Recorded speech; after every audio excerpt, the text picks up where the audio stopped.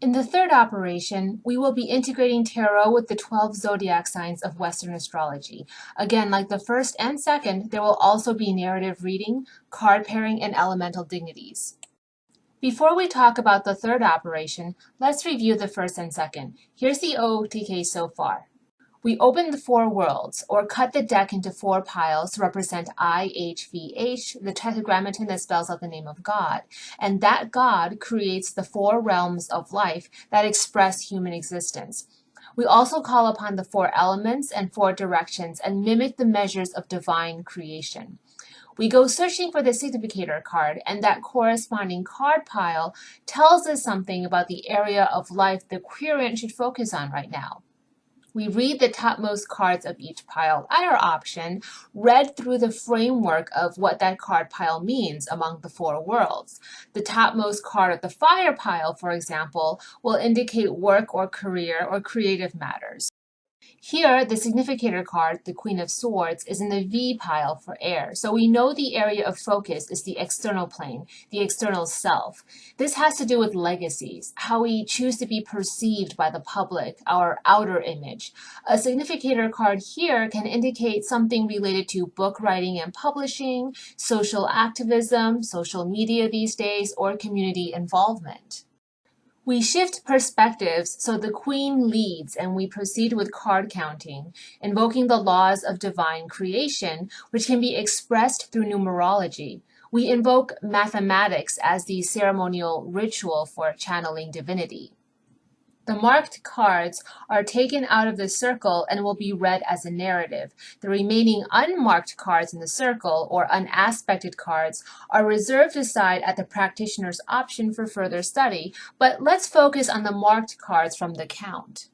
Set out the cards into a line or string to read as a narrative. If you ever see my examples as broken lines or 2 rows of cards, that's literally just to try to get all the cards to fit within the video frame for your computer screen, so ignore it. If you can, set it out as an unbroken line, a string. Now read the narrative intuitively. Scan the cards as if it formed one single united landscape and scry into that landscape. What emotions are evoked from that landscape? It's like looking at a painting. Is it a sad painting? Happy? Cheerful? Is there a sense of adventure? Imagine all of the figures depicted to be now occupying the same realm, the same landscape. What are the relationships between these figures from the various cards? Link them together. By scrying through emotion, you can tap into these interactions. Then sit still and be quiet and listen. Listen for sounds that seem to come through your psychic ear. What voices do you hear? What sounds do you hear from that landscape? When you see figures, and here is why I speculate tarot cards often depict people, they come with voices, so be quiet, be still, and listen. They almost always speak out, and there is a voice that will bring you a message if you'll just listen to figures in the imagery of cards. This is how you turn off your physical ear, your physical senses, and turn on your psychic ear, your third eye, how you open your third eye, how you hear and see the sounds and visions of the metaphysical plane. When you see majors, as you do here, they indicate really important stuff that's about to go down. So pay attention to majors. Here in this example, the narrative bears the Justice card, which in the Rider-Waite-Smith tradition is key 11, but she appears to us in reverse. So Justice here represents something that hasn't happened yet, untapped forces.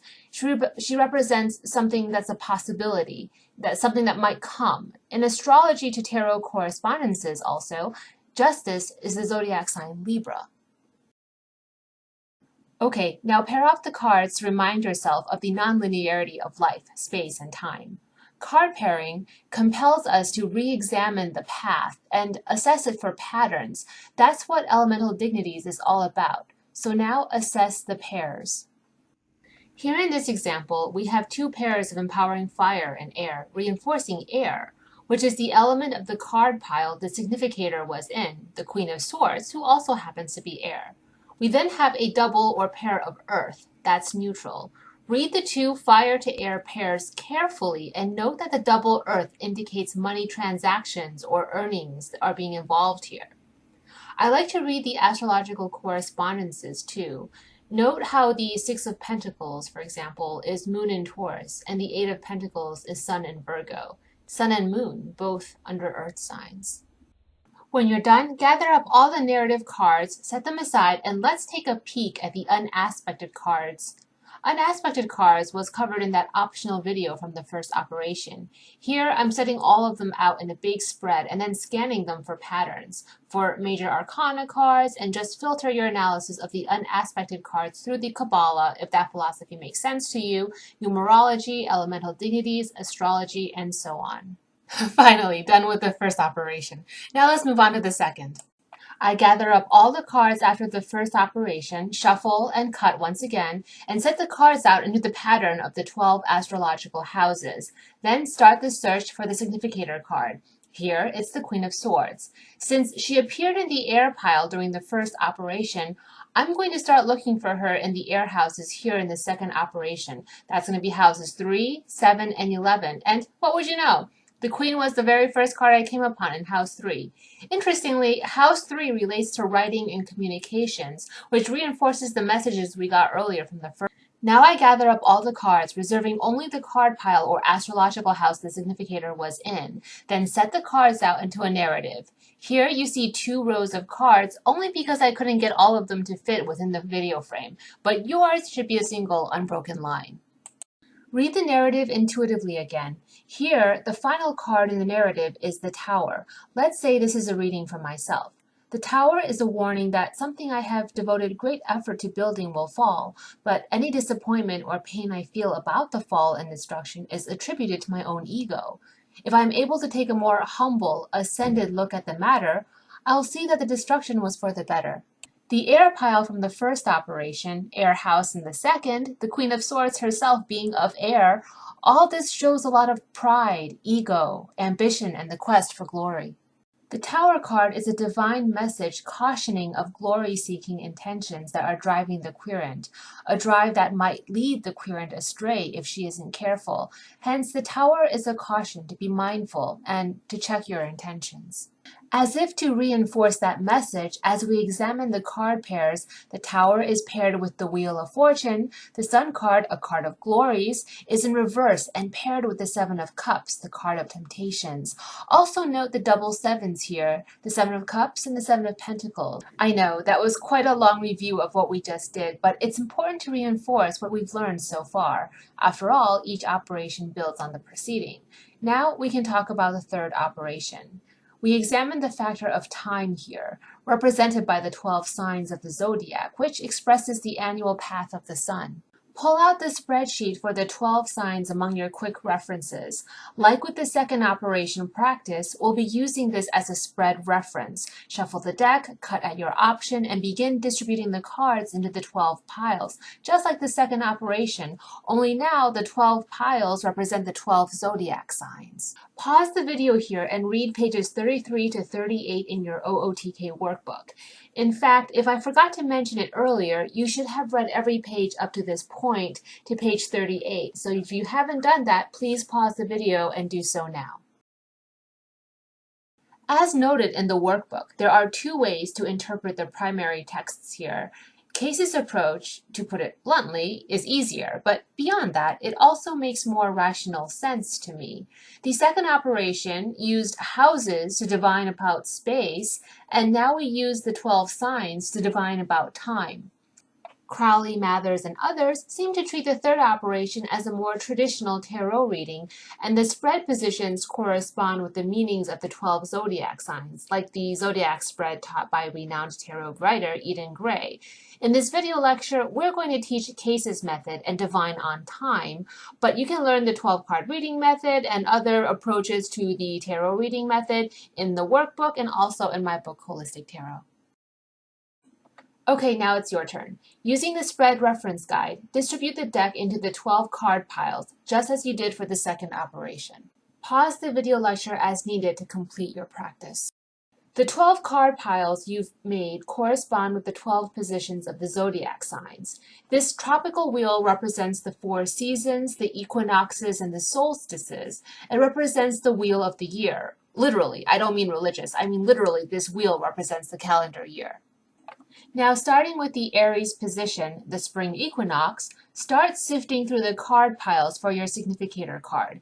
Each card position represents a period of time, as noted on your spread reference sheet. The pile your significator is in will correspond with the critical timing of the subject matter you're divining upon. Here, my Queen of Swords was in Libra. Isn't that interesting? Recall the Justice card that came up in the first operation narrative, and how the card corresponds with the sign Libra.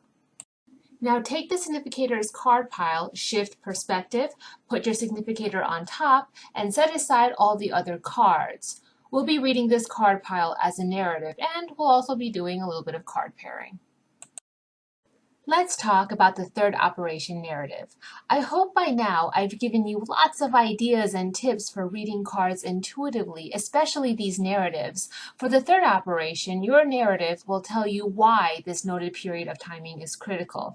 In my case, the timing period for Libra is September 23rd to October 22nd. Now I'll read the string of cards to gain more insights into why this period of timing is critical. This narrative is also where you'll be able to get a better sense of whether these dates pertain to the past, present, or future. Here, I'm intrigued that the Six of Pentacles shows up again, though this time upright, whereas earlier in the first operation it was in reverse.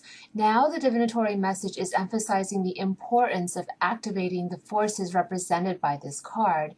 Before it was saying, hey, look, this is untapped opportunity you have. Now it's saying, hey, you better tap that opportunity. Also of note, the Three of Wands is here again, compelling me to focus on it. Recall earlier it being paired with Justice, which corresponds with Libra, the card pile of the significator. This also notes critical timing. Now, it also is at the center of the card string, so I know it's going to be the odd card out, making it extra important. This message of the Three of Wands will relate to the issue of timing. Finally, we pair off the cards, again, to understand a situation through a nonlinear framework. In addition to the linear, it's to get multiple points of view so you'll have a holistic perspective of the matter at hand. And that was the third operation. It's a lot like the second operation, yes, but instead of divining on area of life, which relates to space, we are divining on time. And so together, these two operations call upon the space-time continuum as the framework for divination. With each operation, we also seem to be increasing the power and zoom of a lens. The first operation pinpointed us among the four worlds. The second operation relates to the constellations, how the astrological houses above affect the houses of life below. Now in the third operation, we are zooming in even closer down to Earth, its rotation, its four seasons, four directions, the equinoxes and solstices, and therefore the passage of time.